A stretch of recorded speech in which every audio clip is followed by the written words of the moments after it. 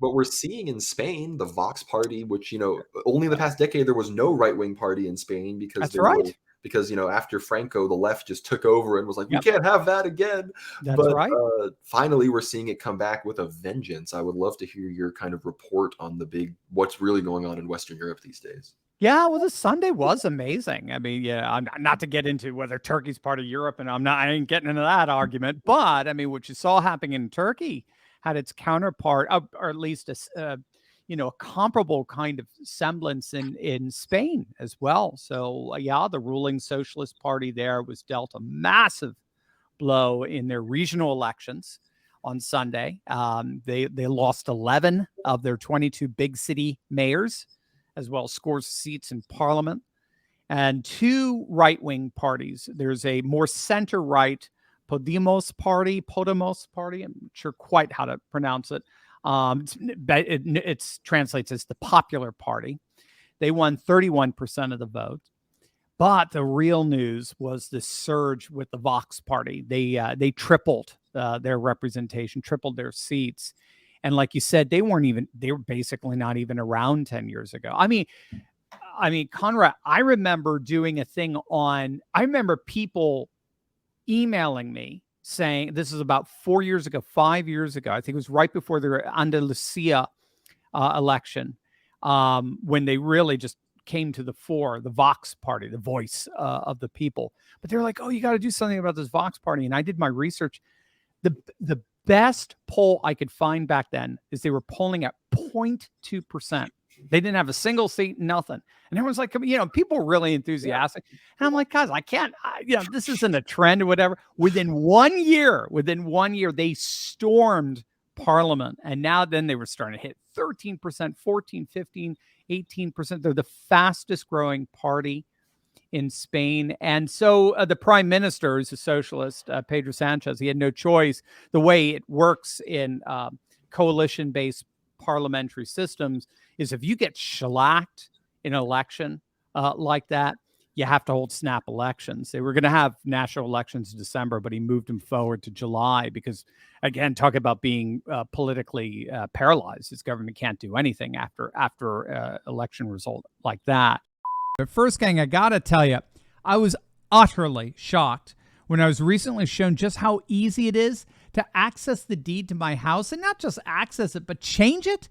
I mean, if you don't know, the deed to your home is the only document that proves you own it. But the problem is that the deeds to all our homes are now online, and criminals are free to find our deeds, forge our signatures, refile as the new owner of our homes, take out tons of loans using our home's equity, and then stick us with the debt. And by the way, if you think homeowners insurance is going to bail you out, you got another thing coming. But that's where our good friends over at Home Title Lock come in. Gang, they're absolutely amazing. Home Title Lock gives you the peace of mind that the deed to your home is absolutely and completely protected. Click on that link below right now and use promo code Turley Talks. And all you have to do is enter your address for your no obligation home title scan to see if you've already been a victim of deed theft. I mean, that's $100 value, absolutely and totally free if you use my promo code Turley Talks. Gang, don't wait for the worst to happen only to regret that you didn't do something about it when you could have. Click on that link below right now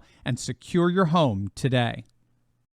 So I've been following Voss now for probably 5-6 years, and they're under the leadership of Santiago Abascal, and they have grown in popularity like very few parties have done in that decade in Europe, and they're poised now to basically rule Spain. It's astonishing. They've gone from 0.2% support to now the fastest growing party in Spain. And most experts at this point would say that Podemos can't win an outright majority in July. So they're going to need to coalition with their ideological, for lack of a better way of putting it, partner, and that would be Vox. And so what we would see is a nationalist populist coalition, very similar to what we saw in Austria for a number of years with the Freedom Party linked up with the People's Party. or what we're seeing now in Sweden with the Sweden Democrats linked up with this. They actually have something called the Moderate Party, which is their center-right party.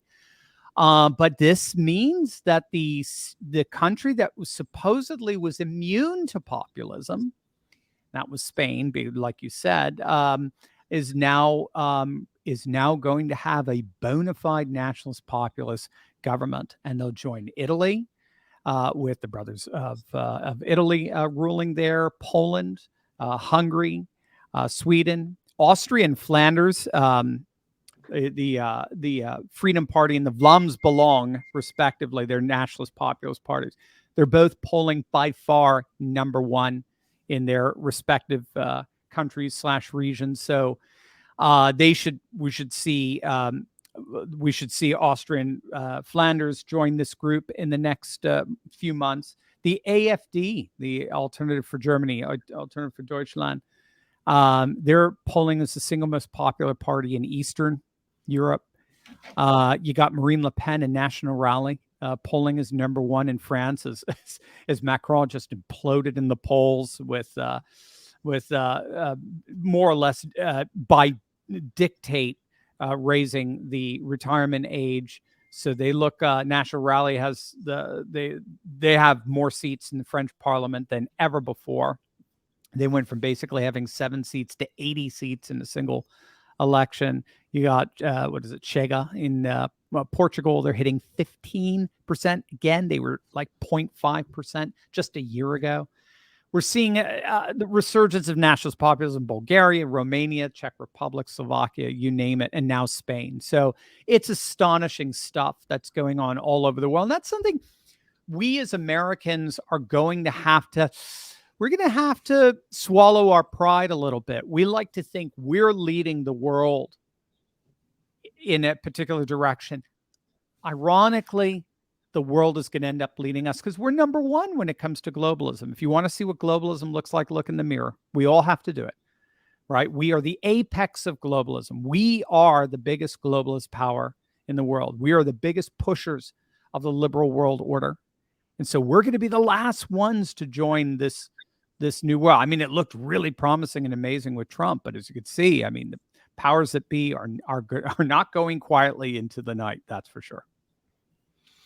Totally. I wanted to bring this up before I move on, and we're going to talk about someone else who's really leading us into this, and we're going to talk about Putin and Ukraine. But we talked about Erdogan and Assad and how we did think that Erdogan, I don't know if I would have bet against him because he is strong and he does know what he's a really great politician. But I knew the U.S. was throwing the kitchen sink at him. And one of the other things that we've talked about this before was Kilic Daroglu, the opponent, the more liberal candidate, had pledged so many things, and of course had pledged allegiance to NATO. And Metropolitan Neophytos of Morphu, a Greek Orthodox hierarch who was a disciple of St. Paisios, he had talked about how Erdogan could lose and then it gets really bad. And I think that's still ultimately, when Erdogan falls, Turkey will ultimately be brought back into the fold of globalism. He's really the last one holding it back. But they managed to hold that back for another, which is very good, I think, for the world, because if he had lost, Turkey turning against Russia in the Black Sea would have been a disaster. Not good.